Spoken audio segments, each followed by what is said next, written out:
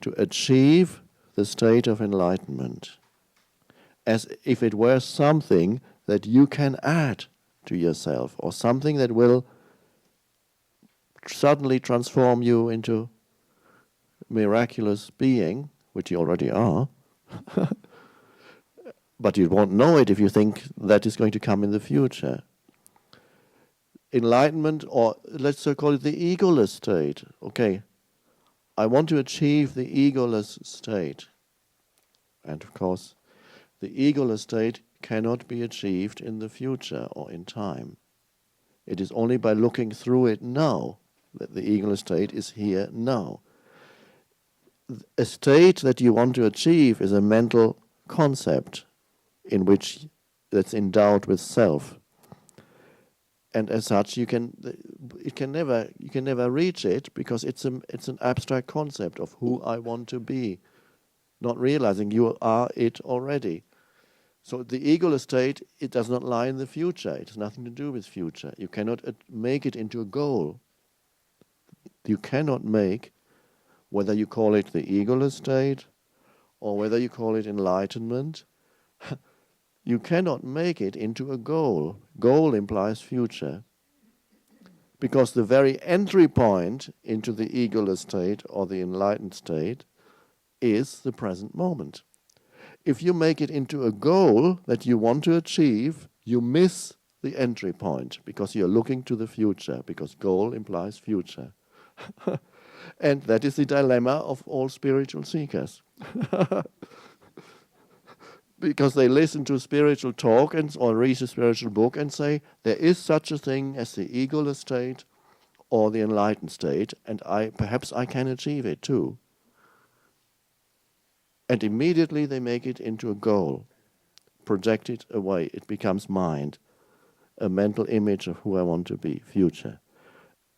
And not realize that their very search to actualize that image prevents them from being it now, because the entry point is here, this moment only. The ego can only be transcended through accessing the power of the present moment. No other way. Enlightenment is only in the power of the present moment, nowhere else. So it's only humans who give up the search who realize it's already here. So you have to, one way or another, either because you're totally frustrated with the spiritual search, or because you suddenly see the truth of it, give up the search as if it were future. Now, there seems to conflict with certain teachings that say, basically there are two conflicting spiritual teachings. One says, that seems what I've just said, but it's not quite it. One says there's nothing you can do and you might as well totally relax because you can't bring it about. There's nothing, absolutely nothing you can do about it. So let go, forget about all, some teachers say that. Forget the whole thing, just have fun.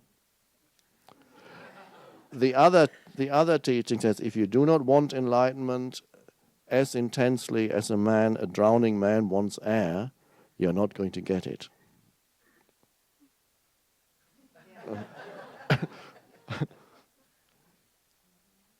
Now, what I just said seems to be more towards the other, that is, you cannot make it into something to want or to get. But really, the truth is hiding if you bring the two together. And how does that look? How can you bring those together? On the one hand, there's nothing you can do, that's true. And on the other hand, an intensity is required.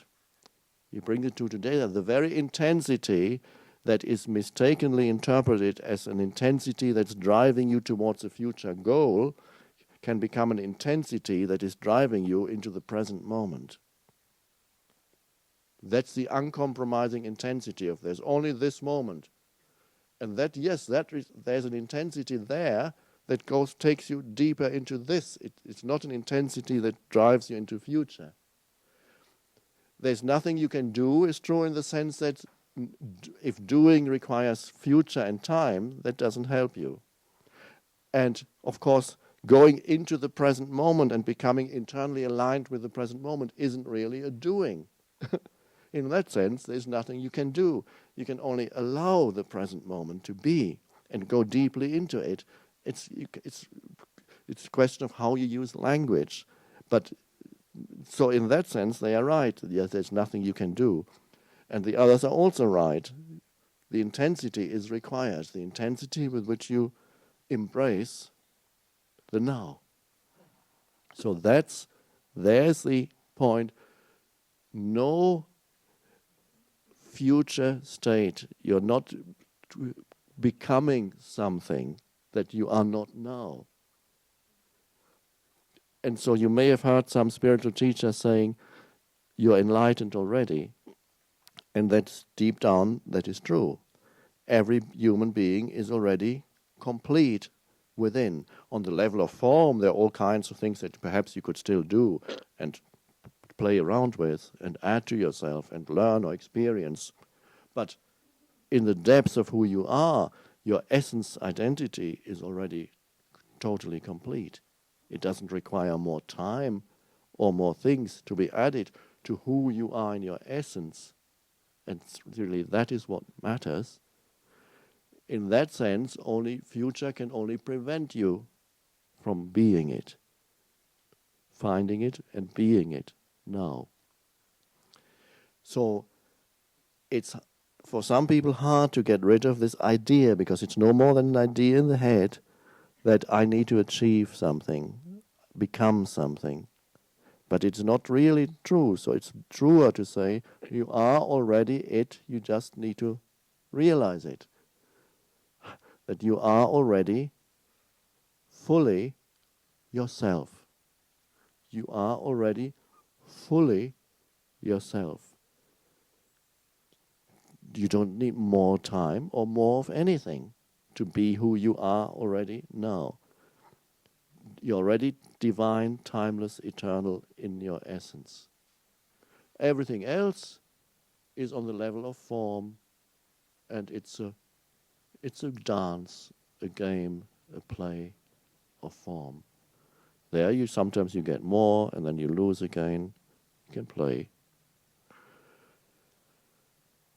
So, no more spiritual seeking. Intensity, yes.